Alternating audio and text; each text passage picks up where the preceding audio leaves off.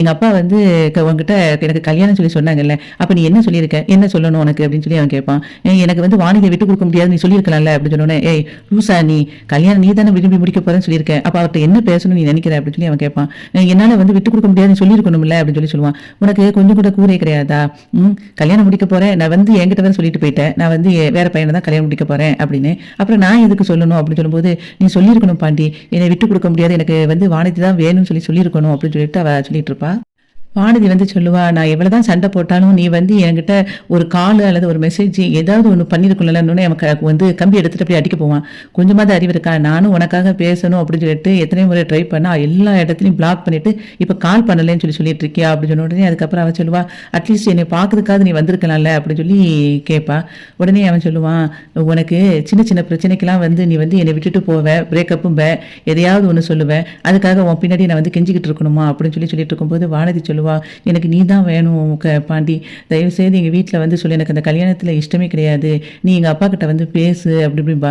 நான் எப்படி பேச முடியும்? இனிமே நீயே விரும்பி கல்யாணத்தை முடிக்க போறேன்னு சொல்லிட்டு நான் வந்து இப்போ பிரச்சனை பண்ண மாட்டேன்னு உங்கள் அப்பாட்ட சொல்லியிருக்கேன். அப்படி இருக்கும்போது என்னைய வந்து நீ உங்கள் அப்பா கிட்ட நீ தான் வேணும்னு சொல்ற, அது நல்ல வார்த்தை இருக்கும் அப்படின்னோடனே, இல்லை நீ வா, நான் வந்து சொன்னால் எங்கள் வீட்டில் கேட்க மாட்டேங்காங்க, எங்கள் வீட்டில் என்னை வந்து அடிக்கிறாங்க, நீ வந்து பேசு பாண்டி எனக்காக ப்ளீஸ் பாண்டி அப்படின்னு சொல்லிட்டு ரொம்ப கெஞ்சி கேட்டுகிட்டே இருப்பா.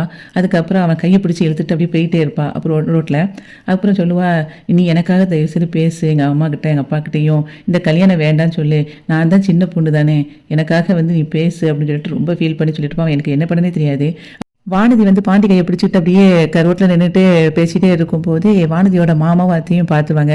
அப்போ அவங்க அத்தை சொல்லுவா, என்ன இது, இந்த பையன் யார், இந்த பையன் கையை பிடிச்சிக்கிட்டு இந்த பொண்ணு இப்படி இருக்கிறா அப்படின்னு சொல்லிட்டு இருக்கும்போதே, என்ன தெரியலையே இப்படி இப்போ கல்யாண வேலையை வச்சுக்கிட்டு இவ இப்படி பண்ணிட்டு இருக்கா, யாராவது பார்த்தா என்ன நினைக்கிறது அப்படின்னு சொல்லிட்டு ஃபீல் பண்ணி பேசிட்டு இருப்பாங்க. வானதி நேராக பாண்டியை கொண்டு அவங்க அம்மா கிட்ட போய் நிப்பாட்டுவா. அப்போ நிப்பாட்டும் போது அவங்க அம்மா சொல்லுவாங்க, ஏன் இப்போ இவனை கூட்டிட்டு இங்கே வந்திருக்க அப்படின்னு. அவங்க அப்பாவும் ஷாக் ஆகி, தம்பி நான் இப்போ தானே வந்துட்டு பேசிட்டு வந்தேன், எந்த பிரச்சனையும் பண்ணக்கூடாதுன்னு சொல்லிட்டு, அதுக்கப்புறம் எதுக்கு இப்படி வந்து இங்கே நிற்கிற அப்படின்னு சொல்லிட்டு இருப்பான். அப்போ அவன் இவ சொல்லுவா, நான் வந்து சொல்கிறேன் இப்போ என்ன நடந்துச்சுன்னு.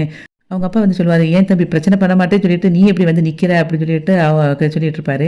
அதுக்கு வந்து இவ சொல்லுவா, அவன் பிரச்சனைலாம் பண்ணலை, நான் சொல்கிறேன்ப்பா இருங்க அப்படின்னு சொல்லிட்டு இருக்கும்போதே வானதியோட அண்ணன் வந்துட்டு, நீ என்ன சொன்னாலும் சரிதான், நீ இப்போ எதுக்கு இவனை கூட்டிகிட்டு வந்தா, இவனை முதல்ல போக சொல்லு அப்படின்னு சொல்லிட்டு இருக்கும்போதே அவங்க மாமாவும் அத்தையும் வந்துருவாங்க. வந்தப்போ இவன் வந்து அவனை விரட்ட போகும்போது வானதி சொல்லுவா, நிப்பாட்டு என்ன கொஞ்ச நேரம் ஓரமாக போய் நின்று, நான் தான் பேசுகிறேன்னு சொல்லியிருக்கேன்ல அப்படின்னு சொல்லிட்டு இருக்கும்போதே அவங்க அம்மா சொல்லுவா, அவன் என்னமோ பேசுகிறாளாம், என்னதான் பேசுகிறான் பார்ப்போம் அப்படிங்கும்போதே அவங்க மாமாவையும் அத்தையும் பார்த்துட்டு வானதி சொல்லுவா, மாமாவா அத்தையும் சொல்லுவாங்க, இப்படி ரோட்டில் கையை பிடிச்சிக்கிட்டு நின்றுட்டு இருக்கா, அடுத்த மாதம் கல்யாணத்தை வச்சுக்கிட்டு மாப்பிள்ளை வீட்டில் பார்த்தா என்ன நினைப்பாங்க அப்படின்னு சொல்லும்போது வானதி சொல்லுவா, நீங்களும் வந்தது நல்லது தான்,